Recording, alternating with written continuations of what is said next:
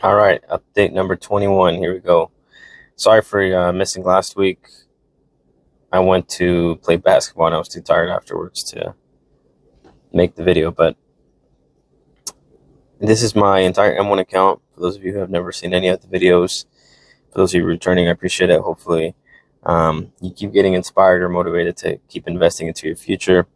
But this is my M1 account. It's made up of two portfolios. One titled is 2030 Aggressive, which is an expert pie, mainly an expert pie through M1 Finance, and it's just a bunch of ETFs through Vanguard mainly. And this is my more passive side of my investment, and then a small position in Apple, just about well, the cost was about 3,000, but it's at 4,400 now.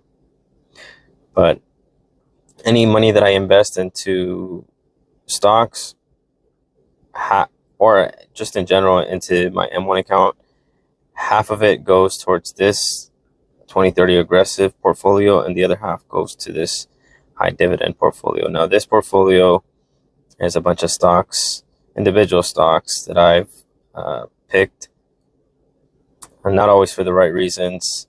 Initially, when I started investing, it was mainly just chasing the yield, the dividend yield, which is something you should never do.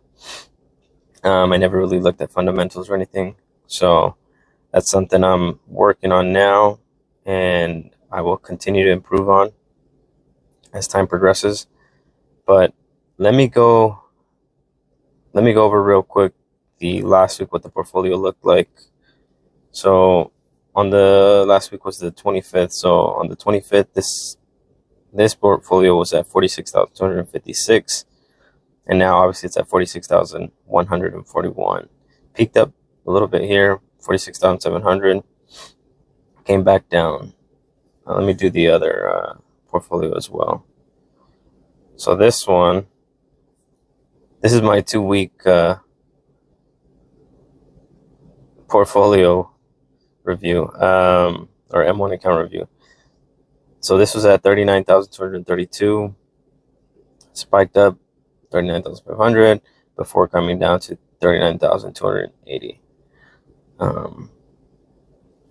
But in my videos, I go over the activity, which I'll show you right now. So any buys I make or any sells, I will go over. And this one, again, like I said, this is my more passive side of my investment. So I kind of just use up my buying power when I have it,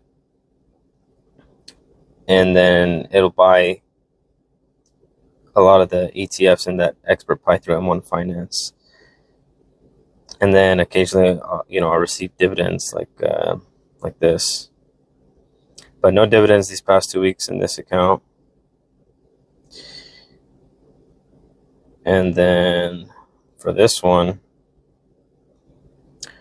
I'll go over the performance. So let's sort this by return. I usually go over the ones that have performed poorly the past week. So in this case, WPC has performed poorly this past week. It's down nearly 8%, followed by Walgreens at 3.6, AT&T at 3.38, Best Buy 2.5, Johnson & Johnson 2%, Costco 1.7, Coca-Cola 0.77, Lockheed Martin 0.6, same thing with Altria, HPQ just under 0.5%, and Citigroup just shy of 0, so 0.04%. And then these stocks are up the past week. So 3M 0.66, Cisco 0.8, American Financial Group 1, T. Rowe Price 1.4, Procter & Gamble 0.6, Home Depot 2.1, Warner Brothers Discovery 2.7, and Old Republic 3.48. Now, as far as activity, let's see, from the 25th, I got a dividend from American Financial Group, so $1.42. And then I also got one on the 28th from Cisco, $5.63. So what is that, $6 or $7 just this past week. So not bad. Again, like always, that $7 I didn't work for. So it's just going to be reinvested into the portfolio as I do my research and see which businesses I want to buy into. There was something I wanted to go over. I think it was regarding one of the stocks. Let's see. 3M, if you follow me, I've been investing pretty heavily in 3M. My average share price used to be like 170, so I've averaged down pretty good, down to 123. I think I saw recently, I don't remember, I read some article or something like that, some post regarding 3M.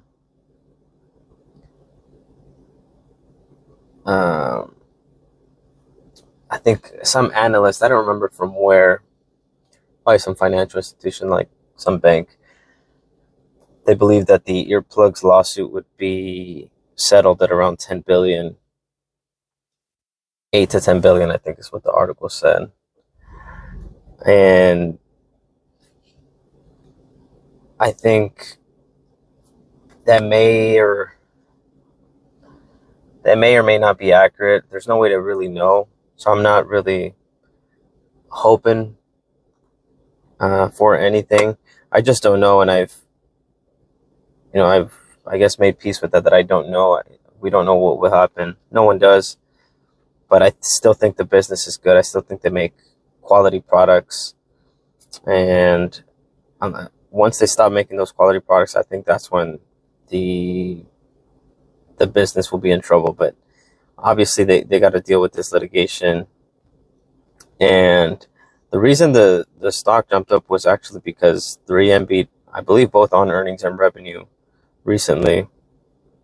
Yeah, see, 3M stock. Why was 3M climbing today?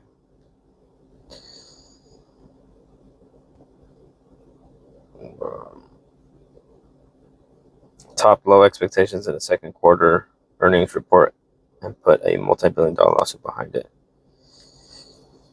So yeah, they settled that Forever Chemicals, the PFAS lawsuit, but they still got to deal with the 3M earplugs lawsuit. And I was reading up on that one too, and the judge is going to dismiss a lot of the cases because the